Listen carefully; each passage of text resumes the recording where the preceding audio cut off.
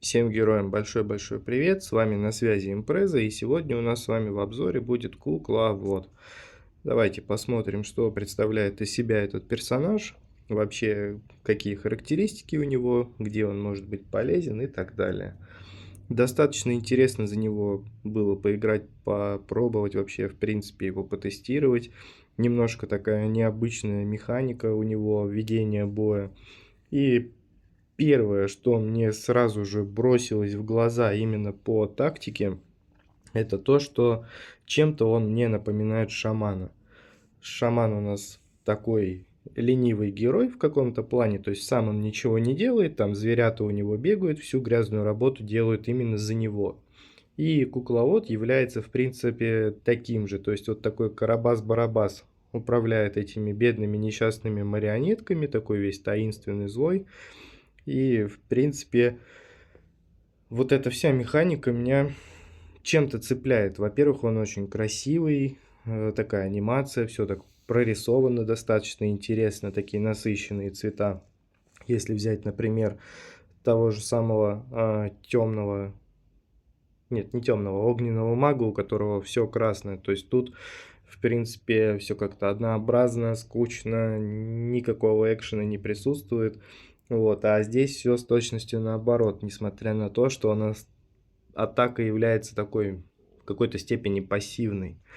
Так, давайте по традиции сразу же пробежимся по уровням, то есть что у нас, какие прибавки идут. У нас идет прибавка к урону по магическим, к магическим повреждениям, прибавка в виде здоровья, снова урон магический, и вот здесь у нас глобальное усиление идет плюс 20% урона к магическим повреждениям, снова такое же получается усиление.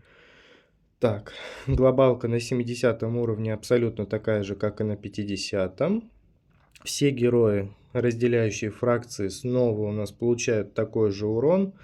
И на 120 уровне тоже у нас абсолютно ничего нового нет. То есть, в принципе, упор идет на то, что герой очень сильно нуждается в том, чтобы было очень много урона. То есть, в принципе, это неплохо. Особенно для тех, чей аккаунт прокачан. На 90 уровне мы с вами также подтягиваем темный синдикат, да, то есть вот если, например, ну вот конкретно на моем примере я играю и за темного паладина периодически, там его где-то я регулярно использую. Также чернокнижник у меня там некую долю спасибо сюда отвесил за вот это усиление, поэтому в принципе это достаточно неплохой показатель, да.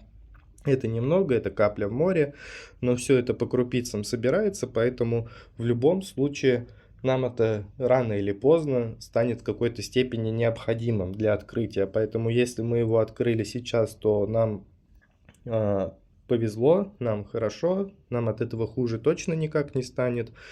Если мы его откроем позже, то в принципе тоже нам это будет только на руку. Итак, давайте теперь пробежимся по скиллам. Тут, в принципе, достаточно все интересно, может быть, где-то в какой-то степени, может быть, все таким запутанным для нас показаться. И я говорю сейчас не только про скиллы, это еще идет обобщение, в принципе, и про кузницу также в целом. Вот. Запутаться можно, но если во всем этом разобраться, то, в принципе, все должно вот так вот по полочкам встать на свои места. Итак, господствующая нить. Ближайшая к кукловоду кукла становится господствующей, то есть она будет у нас доминировать. Увеличивает наносимый ей урон на 10%. То есть тот, кто ближе к герою, тот у нас, получается, будет наносить урона больше. Если мы этот показатель будем прокачивать с нуля, ну, с первого уровня до максимального, то этот показатель у нас будет равен не 10, а 30%. На цифрах на самом деле это очень-очень мало, поэтому, в принципе, я думаю, что это не будет являться каким-то приоритетным прокачивания марионетки, ну, скилла я имею в виду. В принципе, можно попробовать, ничего страшного в этом нет, хотя бы подтянуть там, сделать 2 уровня, это совсем не затратно, поэтому это можно сделать, ничего страшного абсолютно в этом нет. Но острой необходимости и острой нужды в этом тоже также, в принципе, абсолютно нет. Дальше, нить скорби. Ближайшая к кукловоду кукла получает у нас ауру, которая наносит врагам 480% периодического урона. То есть такое немножко расплывчатое понятие. С какой периодичностью, как часто. То есть, может быть, было бы лучше написать там каждая вторая атака, каждая третья, там каждая пятая. Ну, чтобы были хоть какие-то конкретные цифры. Но здесь, к сожалению, такой информацией мы с вами не обладаем. Ориентируемся на то, что у нас есть некий такой периодический урон. Все же он присутствует, и этот показатель у нас равен 480%. И вот тут уже начинается полная грязь. Если мы с вами его сейчас подтянем и сделаем хотя бы 2 уровня, то у нас этот показатель очень сильно вырастет. Ну, получается практически в 7 раз. Ну, там 7-8. Вот какое-то будет такое среднее показание. Если мы подтянем 2 уровня, то есть возьмем второй и третий, то есть у нас будет 3080%, и, соответственно, если мы его сделаем полностью, то этот показатель у нас будет равен, вот последнее вот это вот число, 7340%. И в целом это внушительная цифра. То есть, исходя из этого, можно сделать такой вывод, что в какой-то степени этот герой у нас является такой, знаете, вот как с таким вот как бы с учетом на то, что мы играем в ближнем бою, да, то есть у нас все зависит от ближайшей куклы, от ближайшей вот этой марионетки. Здесь про ближайшую, здесь про ближайшую. И вот как это все использовать и где это все лучше использовать, надо еще со всем этим разобраться. Но понятное дело, что обычные сложные главы мы в любом случае пройдем.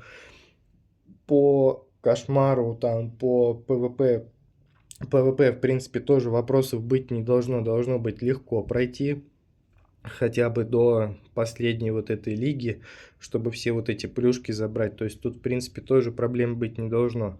Выбор будет именно вот этого героя неочевидным, но в любом случае не ошибетесь, если его возьмете, если хотя бы он у вас чуть-чуть прокачан. Должно получаться. Вот. И также возможно попробовать его в хард-арене, но в теории пока это просто вот на словах. То есть просто попробовать, я его не тестировал, потому что его еще прокачивать и прокачивать. Там кузница открыта, в принципе, это все можно сделать, но до этого еще нужно будет дойти. Плюс, если у вас, допустим, много героев открыто, то у вас в любом случае будут другие приоритеты, и кукловод, он у вас идет на какой-то вот второй план.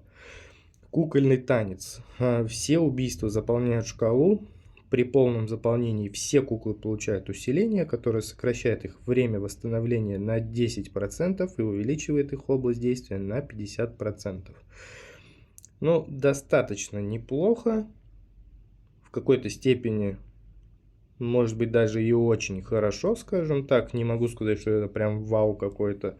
Но, в принципе, тоже пару раз его подтянуть, и больше и не надо. Может быть, даже и вообще в целом не стоит его затрагивать, потому что герои, которые нам нужны для тех или иных режимов, определенный список, он в любом случае есть, мы его знаем. Там в битву с боссом у нас идет одна парочка. Ну, кошмар, это такая уже становится, в принципе, более-менее такая универсальная тема, то есть там можно из-за того, и из-за того там можно проходить этот кошмар. Все будет зависеть именно от того, насколько сильно прокачан ваш аккаунт. Вот, ну и то же самое, в принципе, можно рассказать и про другие режимы, да. Вот, а здесь какой-то вот он такой, ну, непонятный, то есть для души герой, можно поиграть, можно побалдеть за него, то есть там, в принципе, очень все так красиво, интересно прорисовано, и сама механика тоже, она немножко, ну так вот, прям вот под таким впечатлением оставляет. Если у вас этот герой открыт, то, в принципе, вы это все поймете. Так, и давайте перейдем вот сюда. Наилучшие комбинации у нас идут с книгой, естественно, урона, областью и перезарядки. Проклятая реликвия, от которой исходят невидимые нити, позволяющие управлять 3 мощными марионетками. Итак, что же у нас здесь? Здесь у меня все закрыто. Героя выбил, осколки забрал, подтянул, кузницу не трогал. Ну, как есть, так есть. Атаки куклы, на которую действует эффект господствующей нити, накладывают на цель ожог, наносящий 10%. И снова у нас вот это вот интересное слово с периодическим уроном. Но, в принципе, что могу сказать? Что здесь выбрать? Либо лево, либо право, да? Господствующая нить теперь действует сразу на 2 кукол, но ее эффективность снижается на 50%. Ну, шило на мыло на самом деле. То есть тут без разницы, что выбирать в какой-то степени, но поджога, горения в игре у нас в принципе более чем предостаточно. И если мы с вами выберем вот эту сторону, ожог, наносящий 10% периодического урона, то в принципе особо мы ничего здесь и не получим. Но 2 доминирующие нити, это является в принципе таким неплохим усилением, даже несмотря на то, что эффективность снизится на 50%. Это, конечно, все нужно тестировать и проверять, это все очень интересно, но пока что вот так. Пока что вот все это просто слова, и поэтому неспроста у меня сейчас в принципе все делится на 2 такие большие категории: до эволюции и после эволюции, потому что все это надо тестировать, изучать и сотни раз проверять. Ну, может быть, не сотни, поменьше будет достаточно, но все равно это такое вот просто вот первое впечатление, первое мнение, первый вот свежий такой взгляд. Вот открыли, и я поделился с вами впечатлением. Это просто все мои догадки. Аура нити скорби также замедляет врагов на 80%. 80% это, в принципе, очень такой достаточно весомый показатель. То есть я даже не знаю, что здесь с правой стороны, но, скорее всего, мое предпочтение выпадет именно на левую сторону. Повышает радиус действия ауры нити скорби на 20%. Да, здесь я выберу именно левую сторону. Если, например, пойду в тот же самый кошмар за этого героя, то тут уже однозначно я не пойду в кошмар, если у меня не будет это прокачано. Если будет это прокачано как минимум на 2 уровня, то тогда я выберу левую сторону, и в кошмаре мне это очень сильно поможет. Дальше. Популярное глобальное усиление в виде прибавки к урону, пусть и 25 тысячных, но все равно.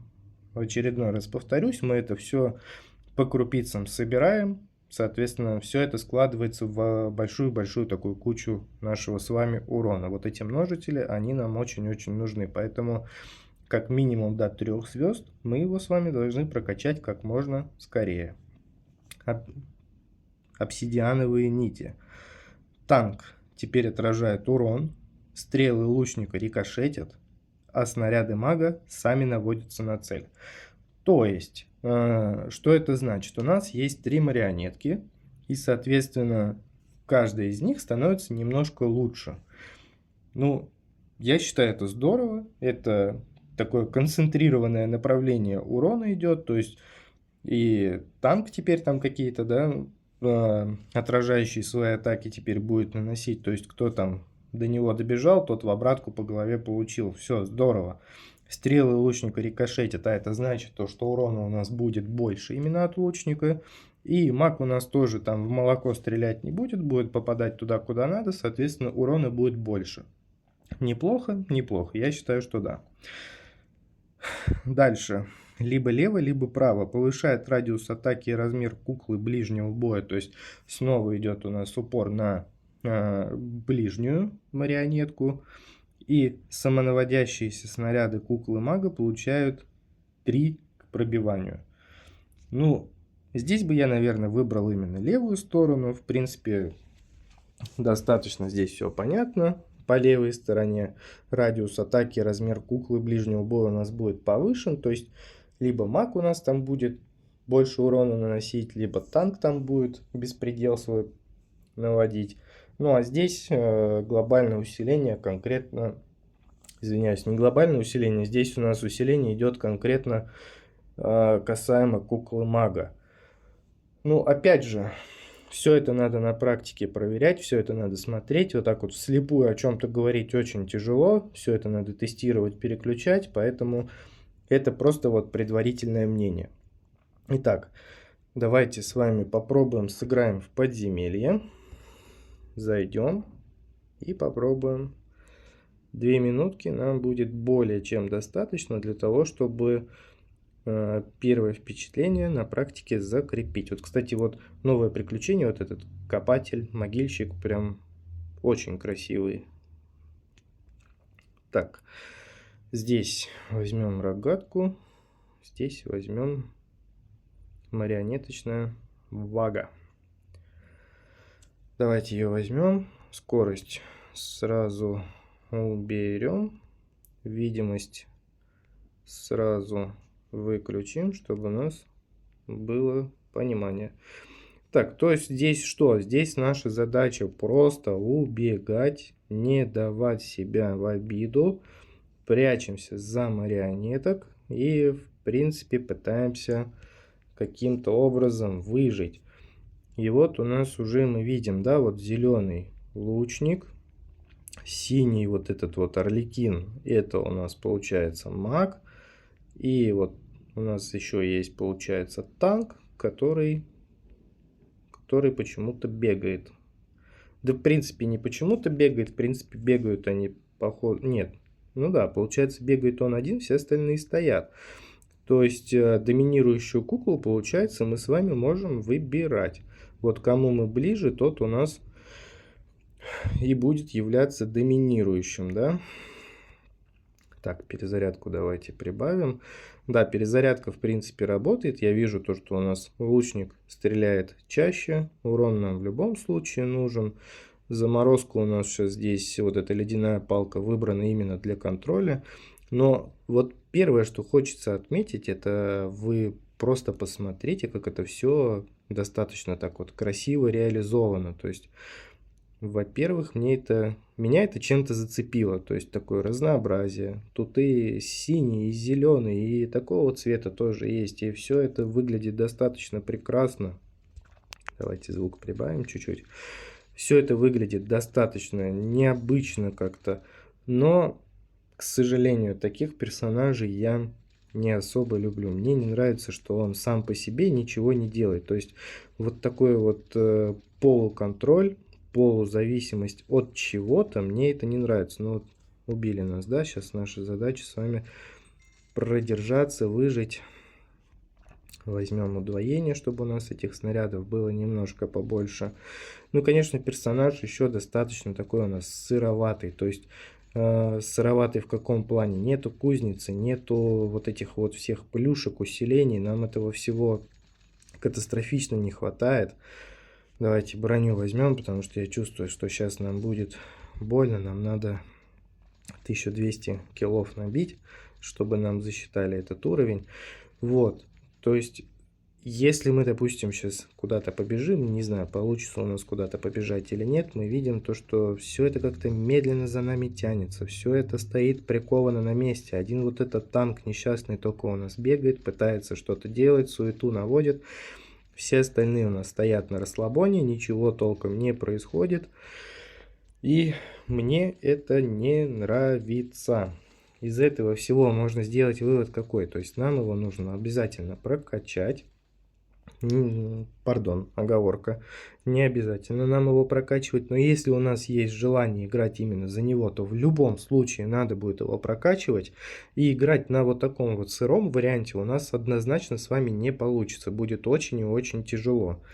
По статистике мы видим, что питомец у нас нанес больше урона, чем сам герой. Ну, опять же, спишем все на то, что кузницы нету, не прокачаны скиллы, и, соответственно, очень-очень тяжело ему справляться со всем этим безобразием. Вот такой вот обзор получился. Непонятно, для чего он нужен, для каких режимов он подойдет. Ну, доминирующая нить 80% замедления. То есть нам что нужно? Нам нужно с вами как-то эту доминирующую нить учиться растягивать, чтобы она замедляла, или каким-то вот как мы ее с вами будем контролировать, если, к примеру, они стоят. Они стоят, это хорошо, то есть все будет зависеть от того, куда мы побежим. Но опять же, будет ли нам это удобно? Я думаю, что нет. Если, например, брать ту же самую шестеренку CVM, то там все до ужаса просто. Вот эти шестереночки вокруг нее летают, и, соответственно, мы понимаем, включается этот циферблат, и мы видим, где и что и как замедляется. Ну а здесь не совсем пока это становится для нас ясным, все это нужно изучать, еще раз повторюсь, поэтому выводы делать только вам. Вы посмотрели, вы услышали мнение, но как вам подскажет ваше внутреннее, тут уже все будет зависеть только от ваших личных предпочтений. Может быть, вы посмотрите и скажете: о, да, неплохо, мне интересно, буду прокачивать. Ну, тут выбор будет полностью ваш. Поэтому вот такое вот двоякое впечатление у меня об этом герое. Карабас-Барабас, да? Вот. Ну, я думаю, что на этом все. Делайте, ребята, выводы, прислушивайтесь к своему внутреннему голосу, и все будет у вас прекрасно и хорошо. Всем спасибо, кто посмотрел, выслушал. Всем пока, до новых встреч.